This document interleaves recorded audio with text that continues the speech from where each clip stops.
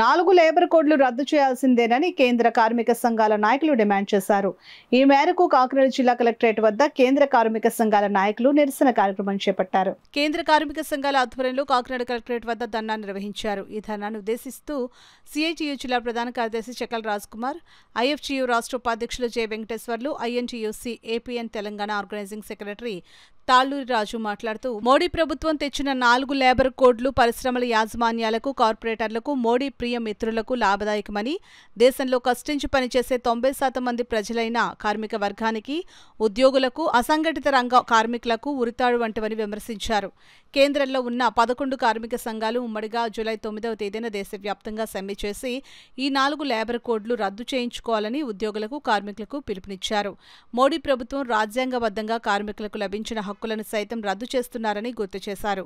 ఈ కార్యక్రమంలో సిఐటియు జిల్లా కోశాధికారి మలక రమణ, నగర కో కన్వీనర్ పలివెల వీరబాబు, జిల్లా వర్కింగ్ కమిటీ సభ్యులు Medisetti Venkataramana, T Raja, AP medical representative union రాష్ట్ర ప్రధాన కార్యదర్శి చివాకల వెంకటరావు, ఆశా వర్కర్స్ యూనియన్ నగర కార్యదర్శి Bharati, auto workers union Prakash Rao, pensioners రాష్ట్ర ప్రధాన కార్యదర్శి కె సత్యరాజు, వివోఏ జిల్లా ఉపాధ్యక్షురాలు రాణి తదితరులు పాల్గొన్నారు. సమ్మె చేయడం ద్వారా ఈ విధానాలను తిప్పుకోవడం కోసం కార్మిక వర్గం, రైతాంగం, ప్రజలు సిద్ధపడాలని పిలిపిస్తా ఉన్నాం.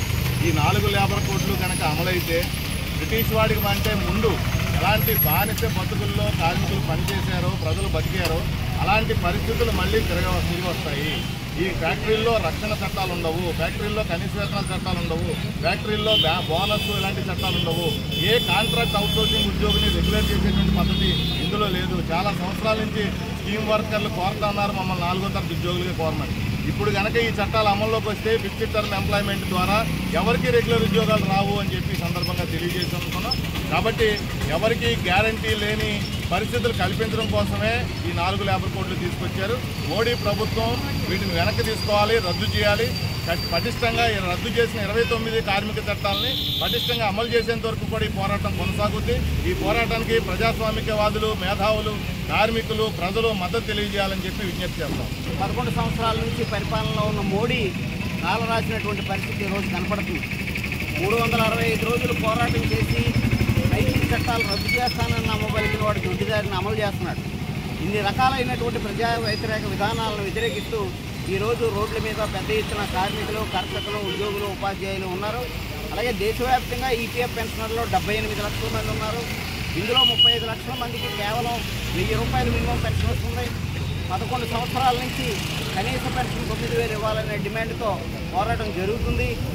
కేంద్ర ప్రభుత్వం దగ్గర 8 లక్షల కోట్ల రూపాయలు నిధి ఉన్నది. దాని మీద 54,000 కోట్ల రూపాయలు వడ్డీ వస్తుంది. అలాగైనా కానీ యావరేజ్న 5,000 రూపాయలు పెన్షన్ ఇవ్వచ్చు. కానీ ప్రభుత్వం, మోడీ నాయకత్వంలో బీజేపీ ప్రభుత్వం ఏమాత్రం కూడా మాట్లాడినటువంటి పరిస్థితి. ఈ సమ్మెకి ఆల్ పెన్షన్ అసోసియేషన్ కూడా సంపూర్ణ మద్దతు తెలియజేస్తుంది. కంటే సెలబ్రేషన్ సందంగా ప్రభుత్వాలే కార్మిక చట్టాలను ఉల్లంఘిస్తూ, కార్మిక హక్కులను కాలరాస్తూ, యజమానులకు తృప్తులుగా మారుతూ ఈ దేశ చట్టాలన్నీ కూడా మార్చేస్తూ ఉన్నారు. అందులో భాగంగా 29 లేబర్ కోడ్ కార్మిక చట్టాలను రద్దు చేసి 4 లేబర్ కోడ్లు తీసుకొస్తున్నారు. ఈ లేబర్ కోడ్లు అమల్లోకి వస్తే కార్మికులు కనీస వేతనం అడిగి హక్కును కోల్పోతారు, సంఘం పెట్టుకుని హక్కును కోల్పోతారు, సమ్మె చేసే హక్కును కోల్పోతారు. వాటిని బాధితులుగా మార్చడం కోసం తీసుకొస్తా ఉన్నారు. బ్రిటిష్ వాడి కంటే దుర్మార్గంగా బ్రిటిష్ కాలంలో పోరాడి సాధించుకున్న కార్మిక చట్టాలని ఈరోజు ఈ స్వతంత్ర భారతదేశంలో భారత పాలకులు రద్దు చేయడం అంటే ఎందుకంటే దుర్మార్గం ఏమీ లేదు.